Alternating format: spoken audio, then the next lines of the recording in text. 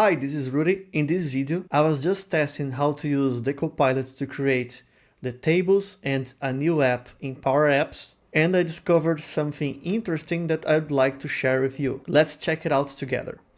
Basically, I went to start with data with the new experience of the Copilot. Then I clicked on create new tables and selected start with Copilot. I gave the instructions to create a data model that creates an inventory management app, and it gave me 3 tables related to each other. One thing that I didn't like about it is that if I go to the table properties, I see that the table is not inside a solution because the schema name has this prefix CRD4D, that's the default prefix for my environment. And I was thinking that, well, I don't like that. I like to have my prefix with my company. So how can I make it generate tables inside a solution?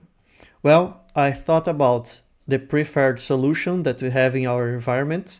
So if I go back to make.powerapps.com, one more time, and we go to solutions, usually we have here the option to set a preferred solution if you have never set. In my case, I had it set, I deleted the solution, and now I have the button here to set the preferred solution.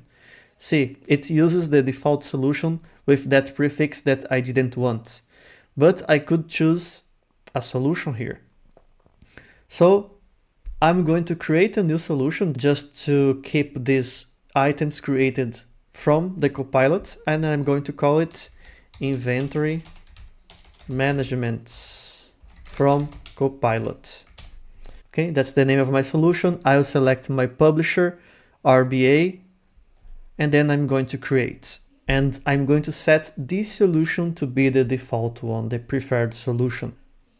So now that the solution is created, we can see that there is nothing inside it. I'm going to go back, click on these 3 dots and set this solution as the preferred one.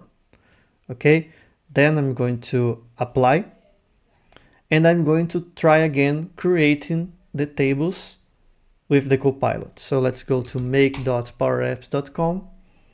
Here I am already on my developer environment with the new experience turned on, and I'm going to click on the start with data. Then I'm going to describe here the data for my app.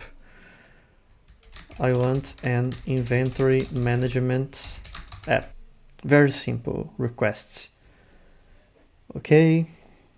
It gave me 2 tables, inventory and product. So far so good. It's not the same structure as before, but that doesn't matter for this example. Now if I click here and I see the table properties, I can see in the advanced options that the schema name starts with RBA. That's what I wanted.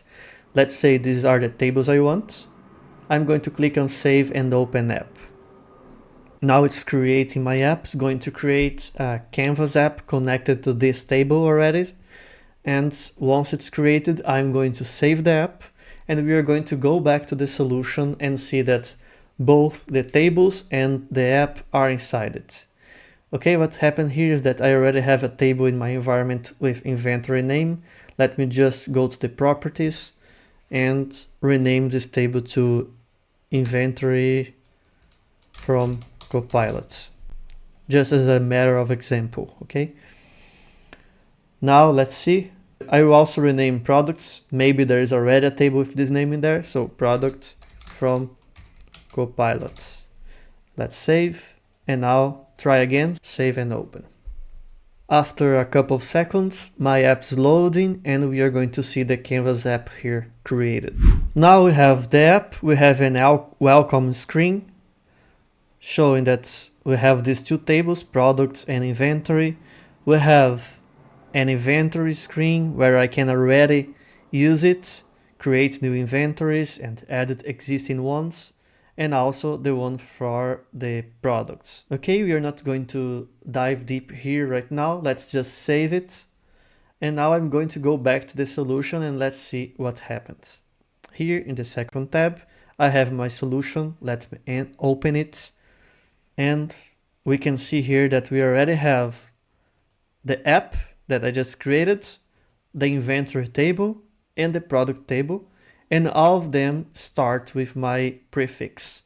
That's very nice. It means now I can use this solution to develop and export and import in another environment, and I will have my publishing there identifying myself. If you think this lesson was useful, leave a comment below, like and subscribe. That helps me a lot to bring more content to you. See you in the next video. Bye bye.